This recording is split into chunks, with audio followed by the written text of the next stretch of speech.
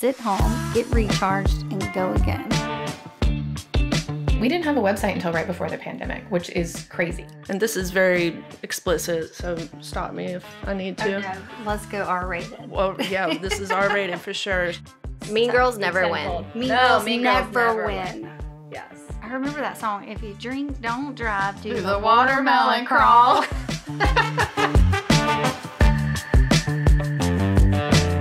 Hello, everyone, and I'd like to welcome my good friend, Elizabeth. She's owner of Satchel, but I'll let her tell about her company and all that she does. She's been an inspiration to me. She's from Savannah. I know I've said this before, but we have the most amazing women, female business owners. I'm very, very lucky to know all these women and have these women surrounding me, but she is my neighbor. She's right by our headquarters, so I'll let her tell about her company. Thank you so much for having me. I am thrilled to be here. I'm actually not from Savannah, but I've been here 21 years, so that counts, right? Yes, that counts. You've been here long enough. Yes, been in business 16 and 4 at SCAD. Yeah, she's, so tell a little bit about Satchel and then the other part of your company, which I've always wanted to know more about, that you do with your business partner. So Satchel is a custom handbag company. We are our own brand. We are a retail and boutique studio. But we've actually outgrown our boutique studio and have now a second manufacturing facility. So that's the second part of it. Yeah, that's I talked I frequently visit the bar on Liberty Street, and this is usually where we run into each other. So, yeah, I have always, well, first of all, I have several Satchel bags. I have bracelets because they make these awesome leather bracelets. I have wallets. I have always been a fan since I think the first time I ever went in a Satchel was on Broughton Street, and now she's moved to Liberty Street, which is where we have this amazing group of women, which is an accident. There's 6 that I know off the top of my head, female business owners on this street, and we're all friends and we all work together, and Elizabeth's one of them, but she used to be on Broughton Street, which is like the main shopping street downtown Savannah. Yes. So when I opened the business 16 years ago, that was the main shopping street. And it still is as far as, brands that you would recognize. So I was on Broughton for 7.5 years. And then a developer came through and redid a lot of it. And that's when we got a lot more name brands. And my building was sold. My landlords were attorneys. It was close to the courthouse and they'd been there 30 years. So they were ready to get out. And it was the biggest blessing in disguise ever. I mean, I knew I wasn't going to be able to stay, but getting the official word was still heartbreaking. I remember I was at the bottom of a mountain skiing, having a beer, and then you found out? Burst into tears. Aww. Like when I got the official word. And I thought it was going to be the end of the business. Kind of like when a restaurant moves or a bar and it like kills the vibe. And because Broughton Street is the busiest, so I can see where that would have been really scary, knowing that you were going to have to find. And Broughton Street's very expensive price per square foot to have any business on. I know a friend of ours, Emily, has been looking for years, but we all kind of stuck over here on Liberty Street, which I think, if you say it was a blessing in disguise, I think that locals, it's easier for them to park over here. The locals kind of hang out on Liberty a little more, and the tourists do wander this way. We have the new Perry Lane Hotel, newish. Yeah. So it is definitely a better location. So there was not really any other retail. It was here when I moved in. Yeah, so you're the and first. My space was it was the old video store, Home Run Video. Mm-hmm. And when I lived at the Duran, I used to take my son there. Mm-hmm.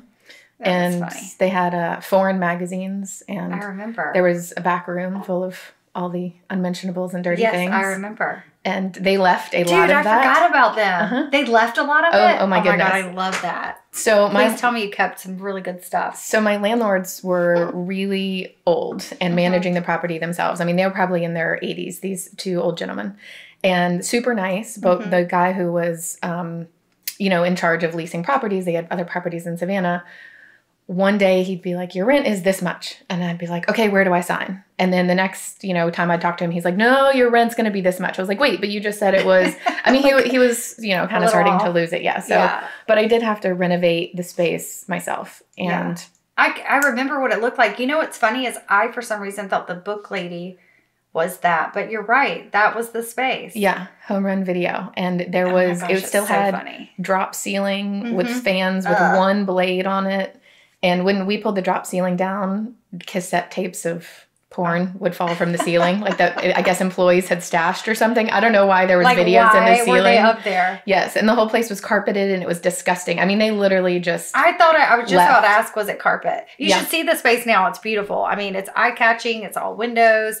Her bags are in the window view, and it's Satchel. So is it satchel.com? Like if they want to check out your stuff. Shopsatchel.com. You won't be. I mean, I've had the same bag. One of the bags I got on Broughton Street. I mean, I think I've definitely had it 10 years. So how long have you been in business? 16 years. Yeah. This oh, will wait, be 17. you just celebrated. I missed it. I was out of town for your 16th anniversary party. So I was a bartender for years. I lived downtown. These women, there's a few of you that had no idea that I just thought you guys were the greatest. And it really was inspiring to me. You actually bartended at a party I helped throw one year. Oh, I remember. I do remember that. That was a fun party. Yeah. I met a lot of really cool people at that party. So yeah, I would do private parties quite a bit back then. I did Beth Fantosh, who I do real estate with now. So, but you inspired me. Another one is Nora Shoshana. She used to bartend. I read somewhere her and her husband used to bartend. So, that me just being wanting to start a business and then watching other women do it was so inspiring. And then now to say that I'm your neighbor and your friend, I mean, it's kind of crazy. Life is crazy. So if you could tell something crazy about anything that you can think of from the beginning, the first year, the first time you decided to start a business, what was scary and is it funny now? Because I can think of 10 things that I was terrified of, and then was why was I so scared? I think you told me the best story at the bar one night. I can't remember it, of course, because I usually guzzle wine. If you prompt my memory, I'll remember the story. You were saying, oh God, wine, help me. That's why we have champagne. I just remember being I didn't know that. I don't know. I guess you just made me feel normal. You were we were talking about how hard shit is, and it was we're on the same page, and it was. I don't even remember. It'll come to me in a minute. But if you could tell anyone, from the beginning, why bags, why leather, what inspired you? Because you went to SCAD, right? So SCAD's our art school here. So you just decided to stay here. So I graduated in 2005. I had a bachelor's in fashion design. They did not have the accessories program that they have now. It was a much smaller program. But I grew up sewing. So my mom made slipcovers for furniture, and my sister did also. So I just grew up around fabric, and I liked working with the heavier fabrics. And in college, I would make bags for myself and my friends to go out of my mom's upholstery fabric scraps. And I liked bags because they didn't have to fit anybody. They didn't need darts and zippers and all the hard things to put in. I mean, now a zipper is easy, and the first time I was having lunch at the mansion on Forsyth with my boyfriend at the time. And we wandered through the little gallery gift shop, and the manager there said, "Oh, I love your bag." And I said, "Thanks, cool. I made it." And she said, "Oh, I could sell these." And I think at the time I probably had 4 styles, all fabric. And so I went in and met with her and showed them to her, and she ordered them. And it was just a one-time thing, but that's what sort of got my wheels turning on, maybe I could do this. Yeah. So I actually did not stay in Savannah. I moved. My lease ended in May when school was up, and I went back to Louisiana, where I'm from, outside of New Orleans, and was there through August, through Hurricane Katrina. Wow. Didn't have power for 3 weeks, and I was trying to decide what I wanted to do with my life. This is what we talked about. Okay. This is what we talked about at the bar that night. And I felt like I had to do New York or LA, being in the fashion world, and I was not ready to do New York. And so I moved to Los Angeles, and there were a bunch of SCAD kids out there, people my age, some of my, outer circle was moving there. And I had 2 roommates that I lived with, and then they knew a bunch of people that had been a few years older. So there was already a nice little family of people out there. And one of the guys was I think he was in production and set design, but he did some leather work on the side. So he took me to his leather places and introduced me to this manufacturer. And I tried to have a couple styles manufactured, but I was 22. I didn't know what I was doing. I'd never design for anyone before. I was just Still doing this on my that own. You're like doing it at 22. Like, well, I was trying. Yeah. But I mean, it was also hard to break into the cycle. Yeah. And ended up working with a manufacturer in Chicago. And I remember I got one set of samples back and was sending them corrections and was going to have dyes made. And then I think I even paid for the dyes. And then they said they were moving. And I think they just closed their factory. And I just never heard from them again. Or they were like, oh, we'll get in touch with you when we're set up. And it just fizzled out. Yeah, it was really weird. Yeah, that is weird. I wasn't loving LA at the time.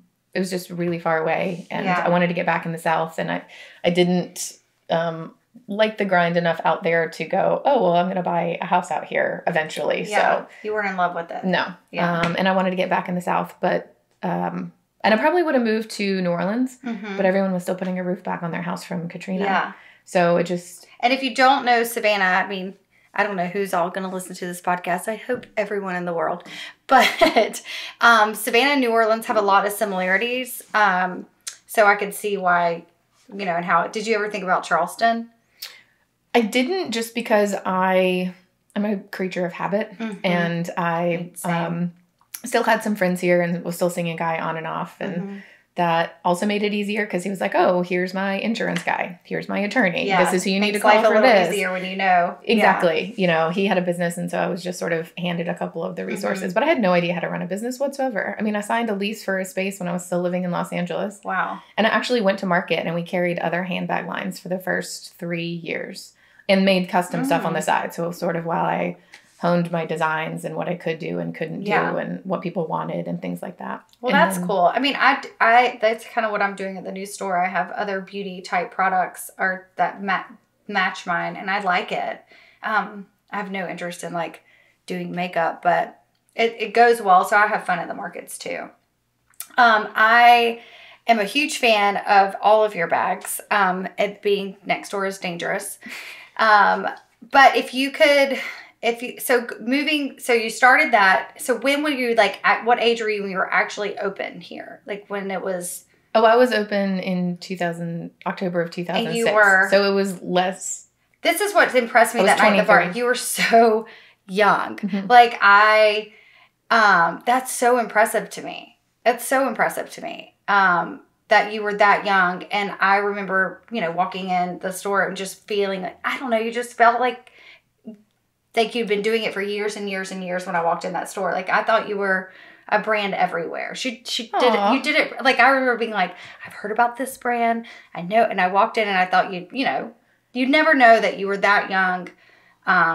You think the bags are made so well. Like, you can tell there's like love and like there's like a passion behind it just by looking. And the brand is like, so did you design your logo and everything? Because even that is like so simple. I mean, just think about when this was like, we're talking about like everything's like floral, weird. You remember and then walking down Broughton Street was a little funky in areas then. Yeah. And then there was like Satchel, local bag designer. So now fast forward to now, what has, so you wholesale too, right? We used to. So you stopped that. Now it's just online and here. Do you sell more online than you do in the store here, or is it equal? Couple of things. So I'm going to back up a little bit. Yeah, please. So the store design, and thank you so much for those sweet compliments, thinking that I'd done it forever. And that probably comes from a couple of things. So my sister had a store in Louisiana, but she did, furniture. She imported some, Mexican pottery and glassware and things like that. And she's 13 years older than I am. Gotcha. So I'm the oops baby. My parents went to look for retirement property and got me instead. That's hilarious. So I always grew up around older people. So between that and her having a store, and then also I worked at a shoe boutique that one of her friends owned, really high-end shoes all through high school and when I would go home and at break during college. And it's sort of what I modeled my store after, but just bags and not shoes. That makes sense. I can see that. And also my parents just always told me I could do whatever I wanted. Do something you love and you don't have to work a day in your life. And my mom also, she used to say that she would ask me to do something when I was little, like 2, 3, 4, 5. And I would say, you can't tell me what to do. I am the boss of me. I love that. And so I just sort of always believed that I could just figure it out. Like I could just... okay, well, I don't know it all, but I can figure it out. Yeah. And I think And that's you did. a lot of what running a business is. It's not knowing it all beforehand, just knowing that whatever comes along, okay. Figure it out. That actually is owning a business. And I started later in life. I did not have any influence of anyone in my family who was a business owner at all. Very much financial struggle. Like, I had my son so young, so it was a lot of financial struggles. But it's funny that you say that, because the first time I met our friends Emily and Mary Liz, they were like, yeah, come spray tan at our shop. And then Emily was like, I said, yeah, I'm met a beauty chemist. I want to develop my own line. She was like, then do it. And I was like, I can't do that. And she was like, why? And I was like, I don't know. Because I didn't have that mentality of I can do anything. I really I'm changed and grew so much. Like, having a business changed me as far as like confidence and secure, like I'm not nearly as insecure as I used to be. And the business changed that. So I love hearing someone that was like, nobody's going to tell me no, I'll figure it out. Because, there are people like me who it took a little longer to like, it really took a community of people around me to be like, well, damn, I can do this. Because I really thought that life was for other people. And I was always going to be either behind a bar somewhere or, or like had to choose always had to work for someone. And then when I crossed that, which is the reason for this podcast, a different, I was so lucky to have this amazing group of women around me that they didn't even have to push me. They just believed in me and were kind to me.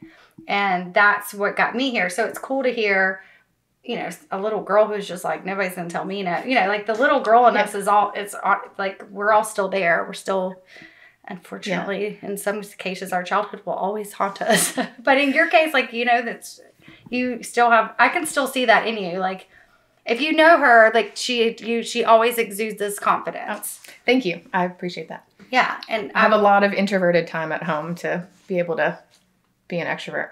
Yeah. Well, maybe I should stay home more. No, you've always been an inspiration to me. And the whole point of this podcast is like, talk about the struggles. Like, it's not all peaches and cream. No.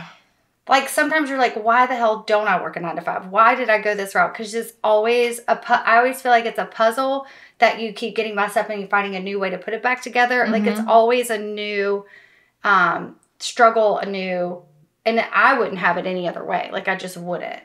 I had to turn this damn thing off. I won't. It comes with a lot of freedom. There's a lot of pros and a lot of cons. I mean, some days I would love, a steady paycheck and a 401k, but then you lose a lot of freedom. Yeah, which is important. Yeah. To me. And sovereignty, Right.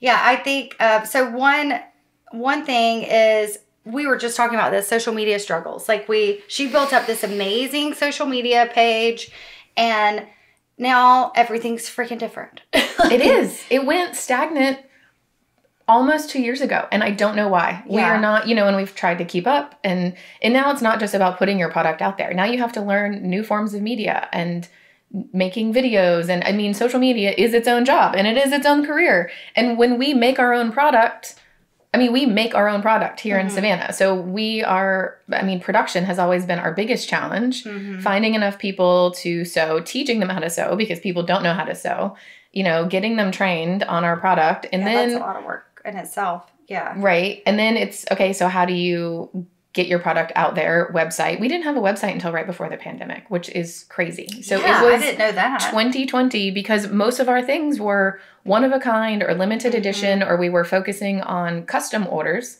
because you can walk in and order. Yeah. Or by the time it was, also because we can modify anything. So you pick your leather, if it has a lining, you pick your lining, you pick your color of hardware. If you want to modify shape or if you want to modify dimensions, longer straps, out of pocket, there's so many variables. Mm-hmm. And then a lot of the plug and play website platforms, we max out the variables. We have already had to change twice because we max out on one product how many variables you can have.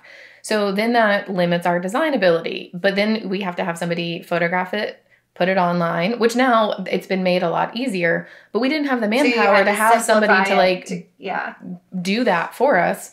It was just easier to just sell it. Yeah.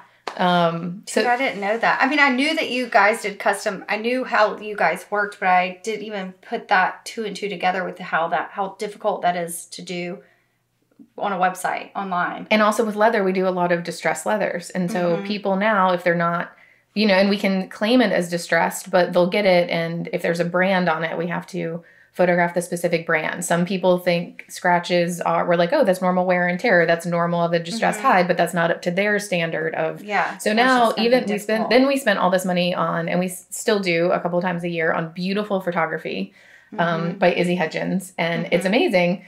But then we can't even use those. We can use that for our custom order part of our website, but we can't use that for the in-stock because people want to see the actual bag that they're getting because if the dye lot is different, the color variation, the scratches that are on it, they want to see the actual bag. So then we've been playing a lot of defense about, we're like, oh, but that's normal. You should send like an after email that's like, your bag's on its way. I've learned a lot from that guy, from the Savannah Bananas guy. Their whole like email system changed, which has nothing to do with either of our businesses. But no, but it does. I think we have 5 that go out in the process from the time you order to it's in production to it's being shipped. I just pick up the bags next door, so I don't know. Right. I mean, and honestly, I don't run the website. Thankfully, Jamie does, and she does a beautiful job because when she came on board, to run our airport store, and then... Which I've been in.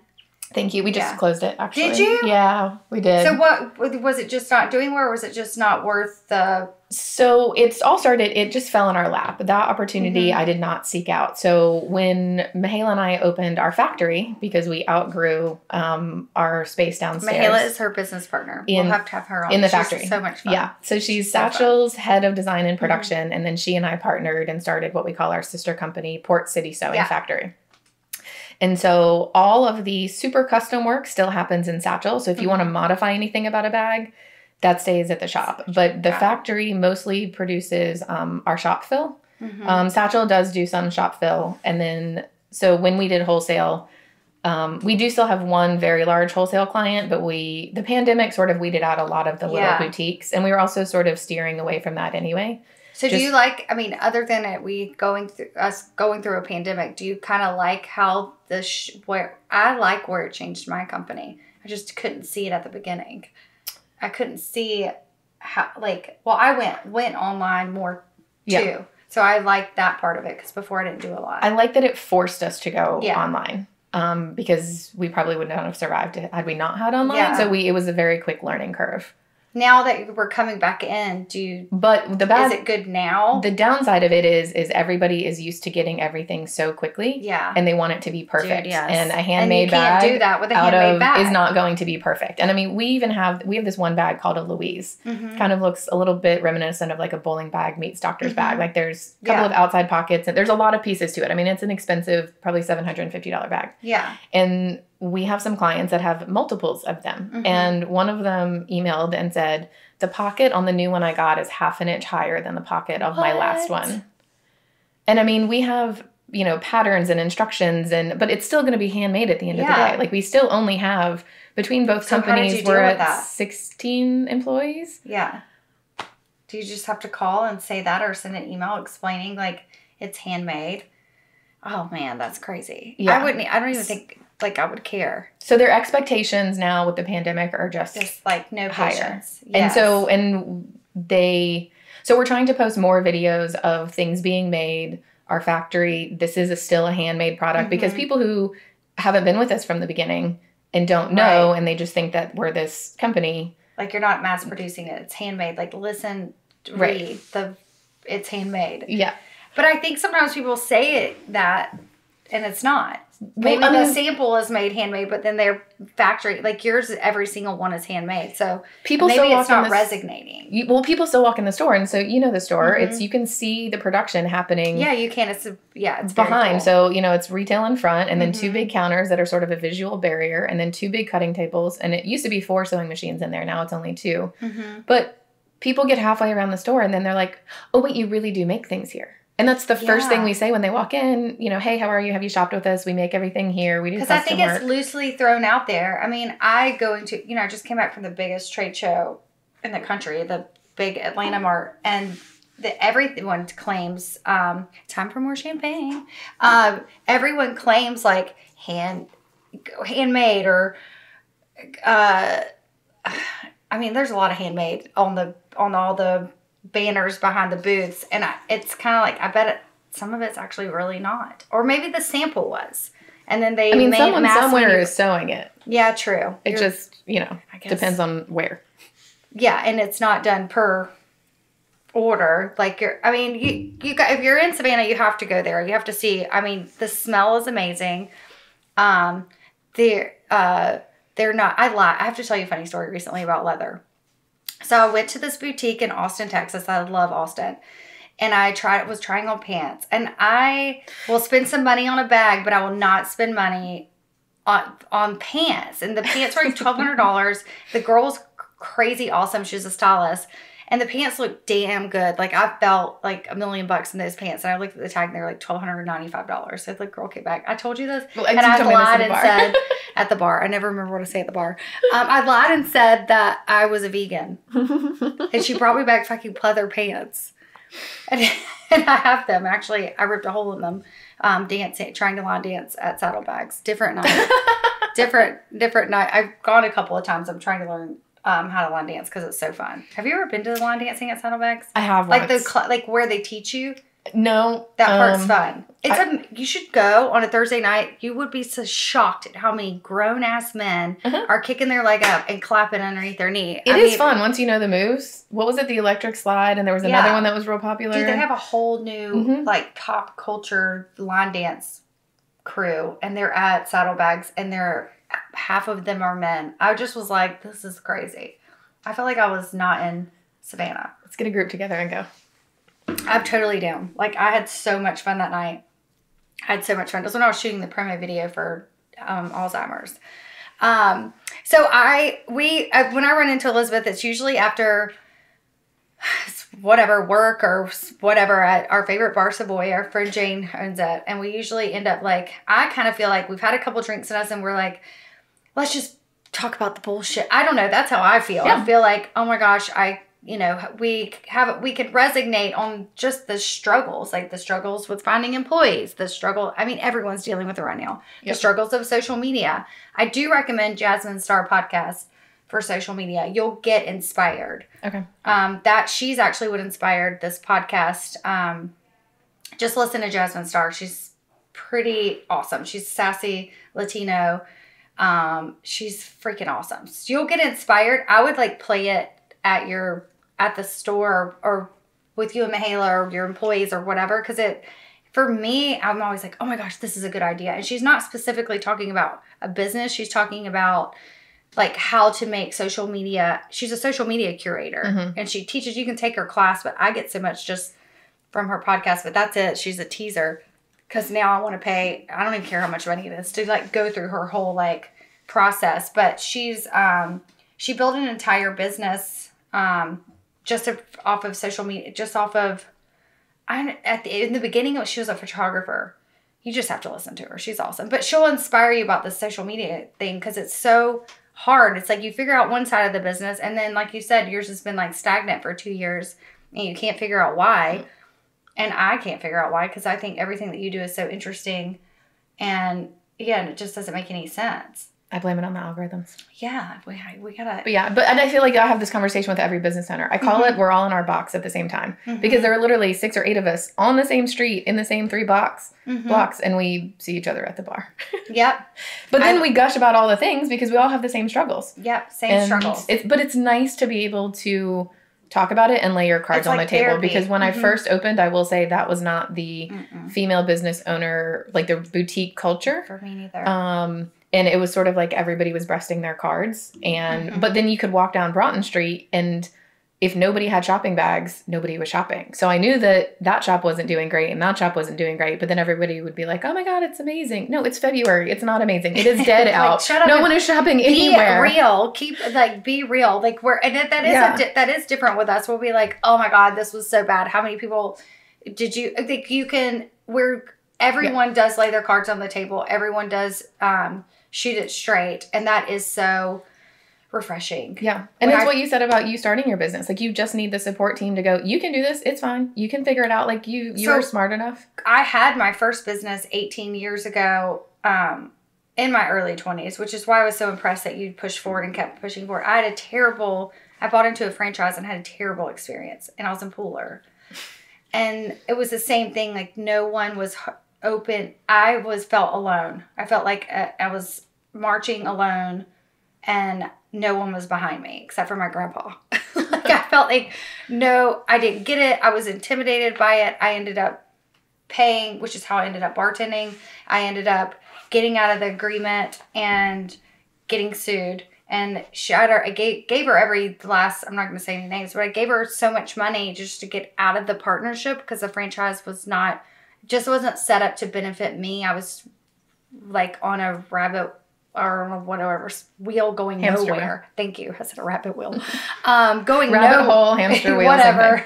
Going down the no path of nowhere. And it was smart of me to recognize that and just be like, I'm out. Peace out. And then I bartended because I gave her the money that was in the contract, and then she still came back for more with with stuff I did after. Like, she just was like, anyway, it was just not a fair situation. So I started bartending because I was a property manager. She tried to start garnishing my wages. So she got a ton of money. And I remember thinking, I would never treat someone this way. This is so not fair. We should have peacefully parted. It shouldn't have ended up this way. And then I was terrified. And I think that terrible experience scared me from business. And then I started bartending because she can garnish those wages. Yeah. I mean, you had a trauma. Like, you had something that... Definitely. Yeah. At the same time of going through a divorce. It was like, and a single mom. Like, it was at 23, divorcing, getting out of a business, I was like, run for the hills. Bartending was like, great. I went in, I made people happy. And it was fun for me because it was like, I had Gavin so young. So it was like, I was getting to hang out, but I was getting paid for it. The adult time. For me. But she couldn't garnish any more of my wages. I was out. And I did it. I was like, I'm going to do this I read up on it. I was like, I'm going to do this for 7 years. She's not going to get any more money. I'm working so hard. But can you imagine doing that to someone? Like, you peacefully part. I paid the money in the contract to get out. And then she nitpicked some other stuff to get $16,000 more from me. And can you imagine doing that to like a single mother? I think a lot of people who aren't happy take it out in the wrong ways on other people because they can't face their own bullshit. Something was weird. It was really weird. And that's not what this podcast is about. But what I was speaking on is like what you said when you first started, that support system wasn't there. And I don't know when the magic happened. I don't know when. I think it's happening more and more in the world, especially since the pandemic. I know there are a lot of bad things happen, but for the sake of my mindset, I try to focus on the positive. But it wasn't like that. I felt very intimidated, and I felt like I couldn't do it. I didn't want to do it because it was scary. It was so scary because I didn't. And we do have such a good support system now. Yeah. I think part of it is going through hardship together. So the first one was the recession of 2008 and 9. Yeah, because I opened in 2006. I went through this. It was during that. Mm-hmm. Well, that helped. So we started Savannah Fashion Week, which happened for 5 years. So there were, I don't remember how many of us were there, 8 or 9 shop boutique owners. And our whole thing was, you don't have to go to Atlanta or New York to shop. Like, if you still had money, like, shop local. We have your, we have the stuff that you want. We have everything you want. Exactly. Yeah. So we started Savannah Fashion Week. And that is what really got that group of business owners, I love that. To have the camaraderie and, show our cards and really be able to pick up the phone and call each other going, I'm having this problem. Have you had it? What do you think? Mm-hmm. What's your advice? But then I think the pandemic also did it for us. Because, I remember when the PPP came out, calling everyone going, what do you know? Here's what I know. Yeah. Does anybody have any new or different information? Right. Yeah. That honestly was like the first time I really had a good conversation with you. Remember, I did that meeting. I didn't know. So I was like new. My business started to take off, and I knew of like you and Emily McCarthy. I was closer with a couple of the other women I wouldn't even call it a group. We just all like support each other. Anyone's allowed in the group. So I just had this idea because we were all just going through the same shit at the same time. And Emily McCarthy said I could have it there. Right, that meeting. And when everyone showed up, if you know me, I'm like I'm a crybaby. I still like, it's like, pinch me. I can't believe this many people believe in something I'm doing.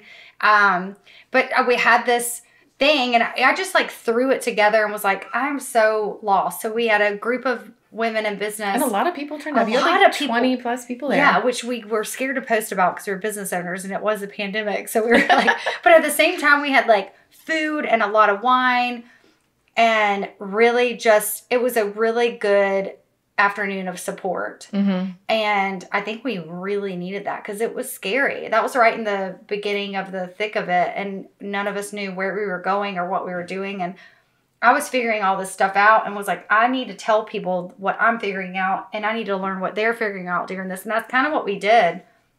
Yeah. I think I talked about like what I was doing on social media then to sell. Your business was really transitioning at the time. Yeah. You I took off it. during 2020. Mm-hmm. Well, I think because you can't put me in a room and tell me that something I worked so hard for is now being taken away from me. I was like coming in with like fist up, like this ain't going nowhere. I'm gonna figure this out. And I called upon like my great group of women in Savannah, and they all showed up. They all showed up with bells on. Like, you guys were all, that was such a cool thing to see. I wish we would do that more often, but it is really hard to get together. Usually, Savannah's so small, we just run into each other. When times are good, people are busy. And when times are hard, it's when... we need that. Yeah. You know, we need that support. Yeah, it's necessary when it's necessary. Yeah, it's there. Who helped you put that on? I do think I remember you being like, if I keep talking, I'm going to cry, so I'm going to let so-and-so talk. Oh, it was Melanie. Yeah. She was my PR, like she helped me with PR and marketing. She just knows a lot of people in the digital world. And yeah, I was like, what do you think about doing this? I think she was bored and trying to figure out things for her clients. And I was scared to death, and she's my friend. And so she was like, well, I'm going to help you out as much as I can help you out at no charge. And she didn't charge me. She just came in. She was like, give me some self-tanner. Nice. And so she helped connected me with the right people that sold me online. And that was, for me, that was crazy. Also, people were starting to like want businesses of their own. So that's where I took off too, because my spray tan kit was so cheap, or is so like affordable. People were like, well, when this is over, I want to learn how to do it, and I'm going to start a spray tan business. I signed up so many people because of a thing I did on like my phone. So that's what I was trying to share with all of y'all, is the social media stuff. Yeah, but that meeting was awesome. Is that a plane? Yeah, and if we can hear it, it means it's a fighter, and I have a thing for fighters. Do you? Yeah, my dad was a fighter pilot before he went. So you can tell. Mm-hmm. That's cool. And if I'm outside, I will dead stop in the middle of a conversation and look up. I mean, just not even cut you off. My attention is just... And that's kind of crazy. That where are they? Yeah. And so when I was moving out of the airport store, 2 F-18s took off and flew over, and they don't always fly out of the Savannah airport. So you're like, that's a good decision. Yeah. When my dad passed, it'll be 7 years ago. Yeah. And so our family thing is contrails. Mm-hmm. But sometimes they always are very timely or appropriate. Yeah. And so for 2 F-18s to take off literally as we're loading the heaviest piece of 1,000-pound furniture. Oh, yeah. Mm-hmm. That's so cool. Yeah. I didn't know that. Oh, so you had asked me about the airport, sir. Oh, yeah. Well, I mean, that was an even cooler way to go back to it. That means you made the right decision. Yeah, what happened there? So when we opened our factory, our landlord at the time was also on the airport commission. Mm-hmm. And he, a couple months into opening the factory, said, hey, would you want some space at the airport? Cool. And I was like, what do you mean? I just opened a factory. I'm stretched already. And what does space at the airport mean? And they were trying to get more of a local presence in there. Mm-hmm. And so went through all the talks, and everybody out there is wonderful. Love Greg Kelly, the president of the airport. Everybody out there is amazing. So, and they made it actually really affordable. The Savannah Bee, I'm friends with the Savannah Bee owner.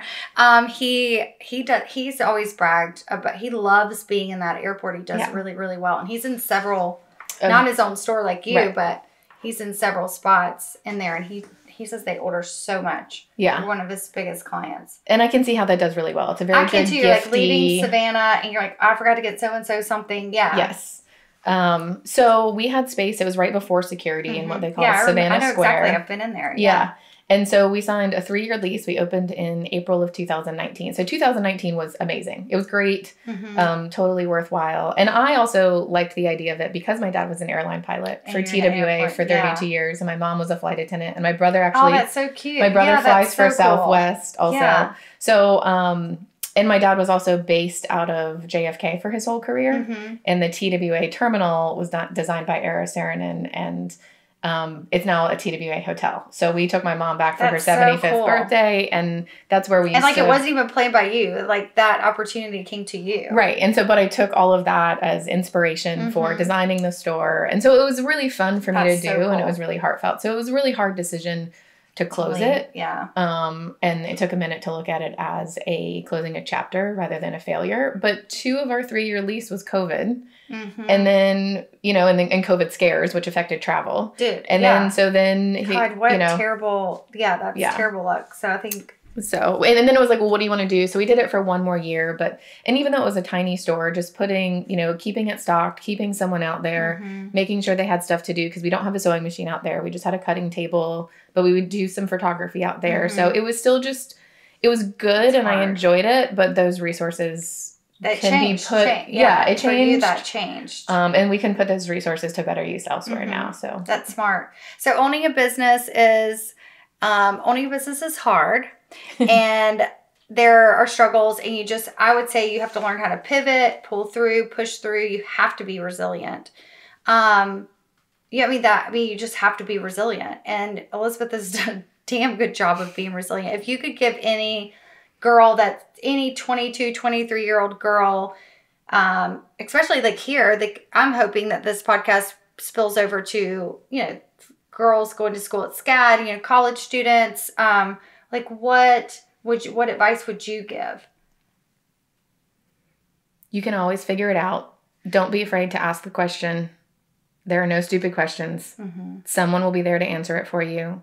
And you just find the right people. It's sort of like, the movie The Martian with Matt Damon. Yes. And at the very I end, love that movie. He goes, you just get to work and you work the problem. Yep. You don't need to be able to solve the whole thing. Just work the problem in front of you. I love that. And then what I would take away from knowing her and knowing her business, you get what you give. And she's always been kind to me, and she's always been supportive. And I'm telling you, we have an amazing group of women here. And I, take the advice, listen to the struggles. You can do it.